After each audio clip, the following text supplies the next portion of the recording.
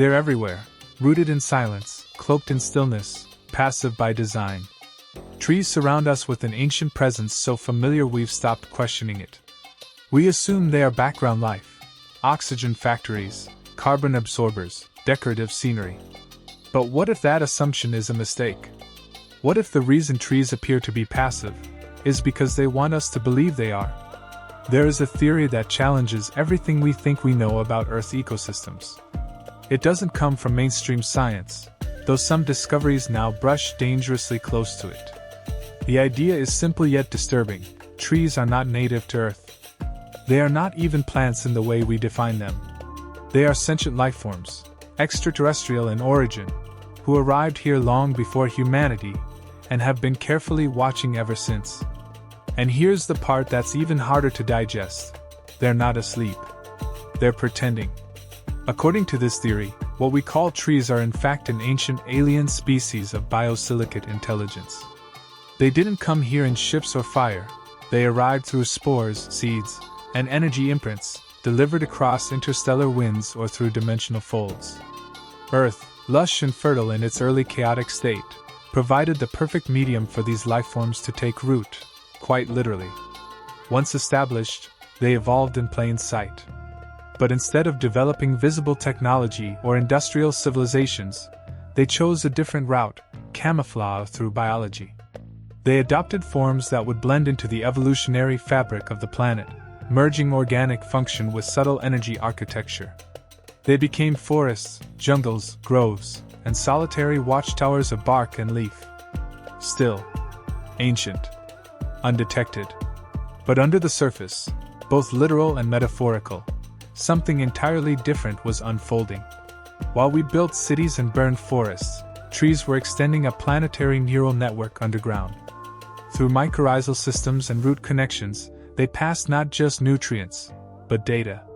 Recent scientific studies confirm that trees warn one another of danger, share resources, and even appear to remember environmental patterns. But what if this isn't merely chemical communication? What if it's conscious coordination, orchestrated by an intelligence so old and distributed that we mistake it for nature itself? It's tempting to laugh this off. Trees, aliens? But pause for a moment. Why is it that so many ancient cultures, from the Norse to the Celts to tribes in the Amazon, revered trees as sacred? Why do their myths describe trees not as passive things, but as gatekeepers, messengers, even gods?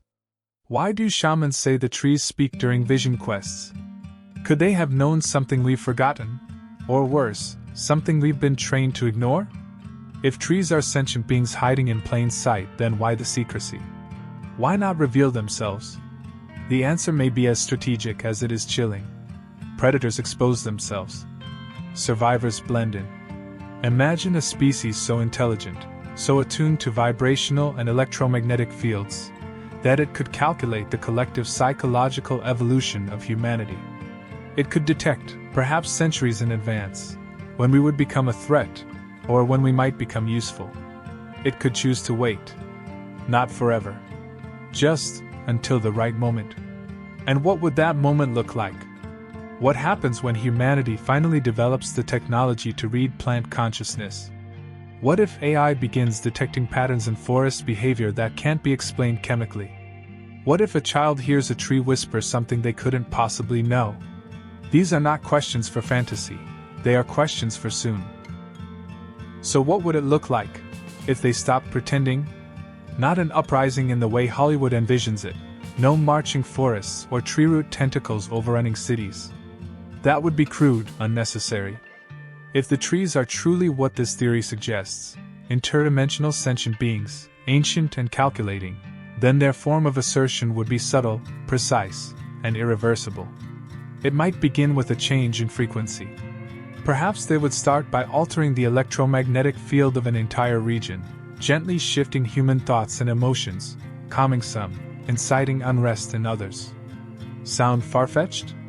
Consider this. Trees already communicate using low-frequency sound waves, some of which fall below our hearing threshold. What if those frequencies can do more than signal rain or warn of pests? What if they can interact with the human biofield, our brainwaves, our heart rhythms?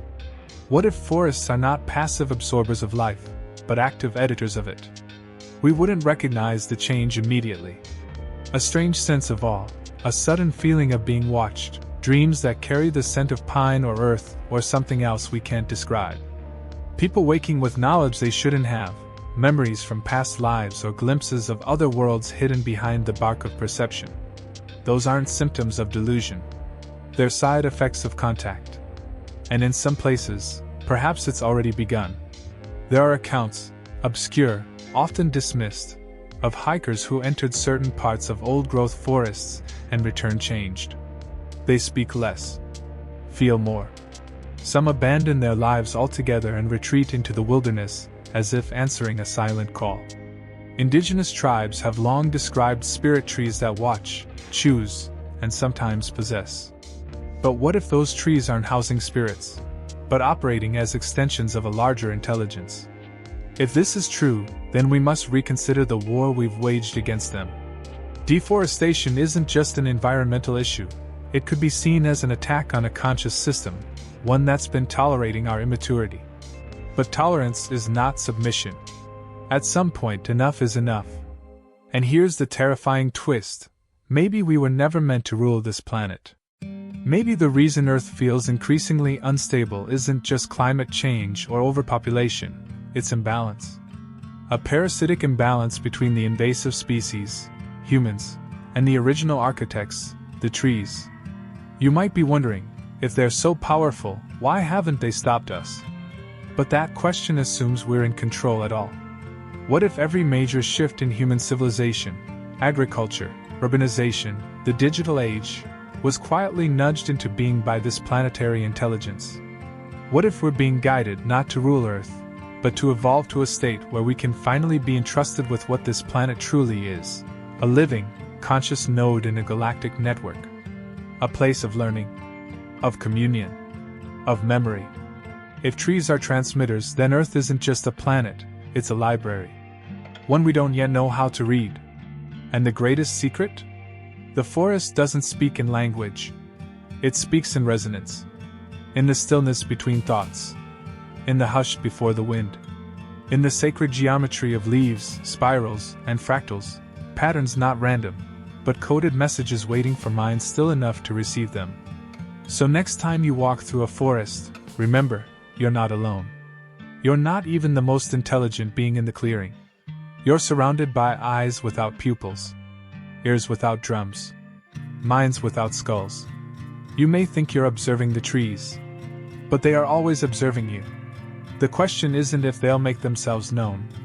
The question is, are you ready to hear what they've been whispering all along?